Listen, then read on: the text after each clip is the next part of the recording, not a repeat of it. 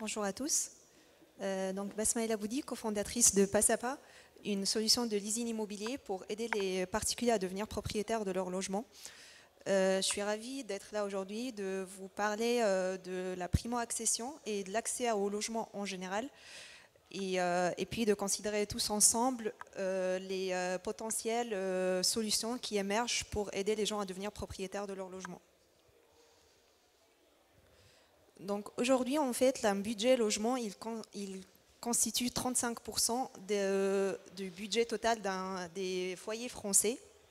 Et en fait, cette proportion, elle fait qu'augmenter, surtout à partir de 2018, parce qu'on constate que l'augmentation des salaires, elle est 4 fois moins rapide que l'augmentation des prix de logement, et surtout depuis 2018.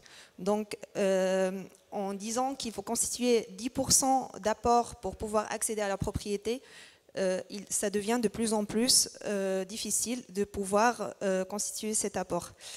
Et bien sûr, les primo-accédants, ils sont les plus concernés, surtout dans un contexte où on a les taux qui augmentent. Cet apport qui devient de plus important pour se faire financer. Et puis, en fait, les durées de crédit qui n'arrivent plus à absorber l'augmentation qui n'arrivent plus en fait à absorber l'augmentation des taux. Donc, on constate une réelle problématique de financement et surtout pour les primo-accédants. Et ensuite, en fait, on fait partie d'une génération qui commence à avoir des profils de carrière qui sont plus flexibles. Donc en 2018, en 2021, il y a 4 millions de Français qui sont indépendants, dont 55% qui sont des freelances. C'est des profils qui sont risqués pour les banques et surtout sur la prédiction en fait, de leurs revenus. Donc on a de plus en plus aussi de populations qui sont concernées par le refus des prêts, surtout par rapport à leur profil de carrière. En mai 2023, en fait, on a moins 35% d'octroi de crédit par rapport à mai 2022. Et en fait, par rapport à tous ces combattants qui ont réussi à avoir un accès au crédit, on constate une diminution de moins 27% de la part des primo-accédants qui ont un profil modeste et qui ont réussi à avoir accès à un crédit. Le pouvoir d'achat en fait des Français aujourd'hui, il a diminué de 19%. Donc un foyer par exemple qui arrivait à se faire financer 100 € en 2022, aujourd'hui il arrive à se faire financer 81 €. Et donc on peut tout à fait dire que les inégalités sociales d'accès à la constitution d'un patrimoine, ils se font pareil que augmenter. Donc on a 24% ménages qui détiennent 68% du parc immobilier. Donc sans mesures concrètes et immédiates, on peut tout à fait se dire qu'on arrive vers une bombe sociale parce que les gens ne se sentent plus forcément chez eux. Donc, quelles seront les solutions qu'on peut envisager pour diminuer cette problématique? On peut imaginer d'allonger encore et encore la durée des crédits immobiliers. On peut imaginer d'assouplir les règles d'endettement pour les pousser encore plus haut que 35%. On peut imaginer de faire une pression pour baisser les prix de l'immobilier ou pour limiter le nombre de biens qui sont possédés par un individu. On peut aussi imaginer que les banques elles commencent à se flécher sur la valorisation des biens au lieu de se flécher sur les revenus des individus qui s'endettent. Mais tout ça, c'est des solutions qui prendront beaucoup de temps pour être réfléchies, pour être mises en œuvre. Et aujourd'hui, on a une solution qui est déjà prête, c'est le leasing immobilier, et c'est ce qu'on fait chez Passapa. Donc, en quoi consiste le leasing immobilier? Le leasing immobilier, en fait, c'est une troisième voie entre rester locataire et devenir propriétaire. Ce qu'on propose à nos clients, c'est d'acheter leur logement pour eux, de les aider à constituer un apport mois par mois tout en vivant dans leur logement et en fait de stabiliser leurs finances en ayant aussi une preuve vis-à-vis des banques de payer un loyer et une épargne qui sont fixes sur une durée de 36 et de 48 mois. Donc ça permet de prouver cette récurrence d'épargne, et en fait aussi on leur permet de tester leurs biens avant de lever leur option d'achat à la fin de leur contrat avec un prix qui était fixé dès le jour 1. Concrètement, comment ça marche? Donc, on a un client qui nous fait une demande, on regarde deux choses. Est-ce que c'est un client qui est solvable aujourd'hui? Est-ce qu'il deviendra finançable en un espace de 3 à 4 ans? On lui donne notre liste de critères de sélection, donc sur la base d'un prix qui prend en considération son profil financier, mais aussi sur la base de critères qui sont qualitatifs pour choisir son bien. Il va à la recherche de son bien voulu, et nous, on va faire une analyse de ce bien pour confirmer que c'est un bon investissement. On achète ce bien pour lui, il devient notre locataire accédant, donc il est locataire, il verse un loyer contre l'occupation du bien pour une durée de 36 à 48 mois, et il se constitue une épargne pour arriver à environ 15% d'apport à la fin de son contrat de location-accession. Et à côté de tout ça, il a une levée d'options qui définit un prix à partir de son entrée dans le bien, et il a toute la flexibilité de décider à la fin soit de lever son option ou pas. Donc voilà.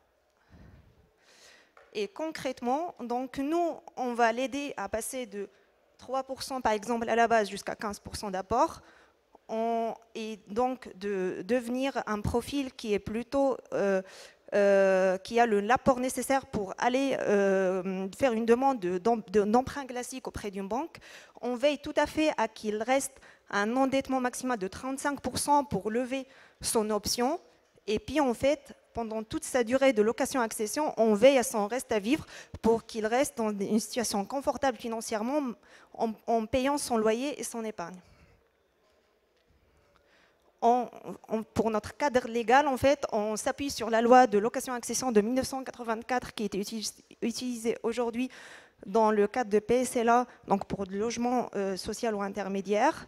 On a la clarté de terme en définissant tous les flux financiers dès le départ, et après on protège nos investisseurs, pareil, avec une visibilité sur leurs flux, et puis en ayant des termes qui permettent de responsabiliser les clients en cas de dégradation ou d'impayés sur les loyers. Nos clients, c'est des primo-accédants, mais pas que, c'est tous les indépendants, les freelances, les métiers libéraux qui doivent prouver la récurrence de leur épargne, ou sinon c'est des jeunes actifs, donc premier job, bon salaire, mais pas d'épargne parce qu'ils n'ont pas une aide potentiellement familiale.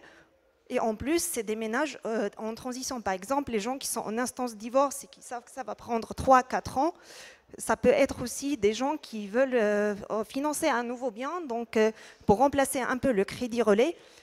Et voilà, pour terminer, en fait, aujourd'hui, on va commencer dans le Grand Est. On commence nos acquisitions pour la première poche immobilière à Nantes, Rennes et Angers. Mais on souhaiterait tout à fait pouvoir nous déployer sur toute la France. Ceci passera par la sensibilisation et l'évangélisation de nos clients, des professionnels de l'immobilier, mais aussi des collectivités. Pourquoi? Parce que pour nous déployer sur toute la France, il faut qu'on soit capable d'aller sur des zones urbaines qui sont tendues et moins rentables. Il faut qu'on arrive à s'ouvrir à des tranches de population qui ne sont pas que le jeune actif sorti de bonne école, ou le freelance qui gagne très bien quand même sa vie. Et il faut qu'on arrive à surtout évoluer dans un contexte juridique et fiscal qui est potentiellement adapté pour revoir les frais de mutation, entre autres, et pouvoir revoir la durée de nos contrats et nous faciliter la tâche d'aller proposer d'autres offres complémentaires. Donc, merci pour votre écoute. Donc voilà, nous c'est Pas à Pas, on est au stand 5 et n'hésitez pas à passer nous voir. Et si vous avez des questions là tout de suite, elles sont les bienvenues. Bonjour, merci beaucoup. N'hésitez pas, il y a un micro dans la salle si vous souhaitez poser des questions. On a encore un peu de temps sur la session, donc voilà, s'il y a des points qui ont attiré votre attention, n'hésitez pas à compléter, à prendre la parole, c'est fait pour ça aussi.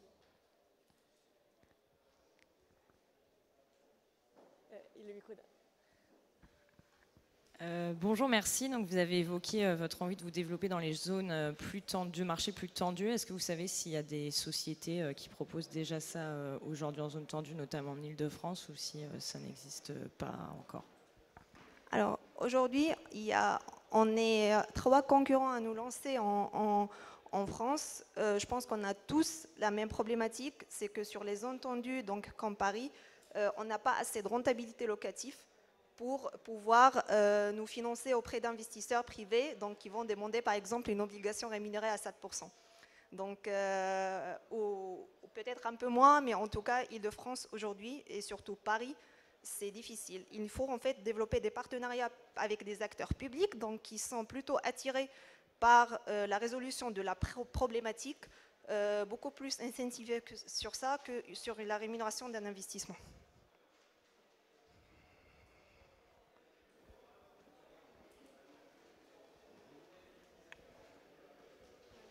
Bonjour, bonjour. Merci de votre présentation. Comment est-ce que vous financez vous-même l'acquisition des logements et quel type de bail vous signez avec les futurs propriétaires? Donc, pour le financement, nous, on est organisé en OPCO-PROPCO. Donc, on a une société OPCO qui nous porte, qui portera nos salariés. Aujourd'hui, on est 3 fondateurs, on a 3 freelances, mais on commence nos premiers recrutements. Donc, c'est cette société qui va porter tous les salariés. Et on constitue au fur et à mesure des PROPCO. Donc la première, c'est une club deal de 16 millions d'euros pour acheter une 60aine d'acquisitions dans le Grand Ouest. Et au fur et à mesure, on travaillera en club deal. On ira aussi chercher les agréments AMF pour pouvoir constituer des fonds dédiés à l'investissement. Et c'est ces club deals ou ces fonds qui vont porter les biens. Par rapport au contrat qu'on signe avec nos locataires accédants, ce n'est pas un bail 1989, mais c'est plutôt en fait la loi de location-accession en 1984. Donc c'est un cadre juridique qui nous permet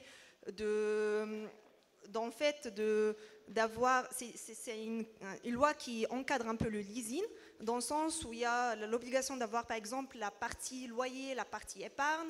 Ça encadre aussi les fees en cas de non-levée d'options. Donc, par exemple, c'est 1% à la fin du contrat ou c'est maximum 2% si c'est en cours de contrat. Donc, ça nous donne quand même un cadre juridique pour encadrer notre activité. Merci. Est-ce qu'il y a d'autres questions dans la salle? N'hésitez pas à vous manifester, on a quelques minutes. Merci pour les réponses.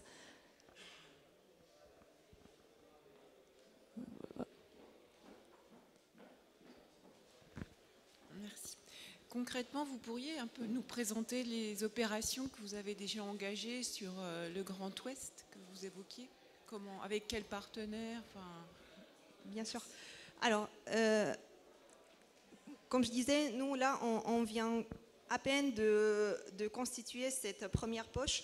Donc, on a un partenaire bancaire qui nous suit pour une bonne partie de la poche, et on a des investisseurs qui sont en train de regarder pour un montant de 7 millions d'euros, c'est des obligations. Donc là, la poche, elle est plutôt vers sa fin de closing. En attendant, on est en train de lancer une dizaine de POC donc sur les 3 villes, et qui seront financés par la même banque et des investisseurs plutôt privés. On se positionne sur des T3, T4 avec un panier moyen de 250 000 euros. En ce moment, on a des clients qui avec des profils validés, qui sont à la recherche en fait de leur logement. L'idée, c'est d'en avoir les 10 acquisitions d'ici août. Voilà. Merci. Est-ce qu'il y a une dernière question peut-être pour clôturer cette session de pitch et l'intervention de Pas à Pas? Merci en tout cas pour votre écoute. Merci Basma pour la présentation.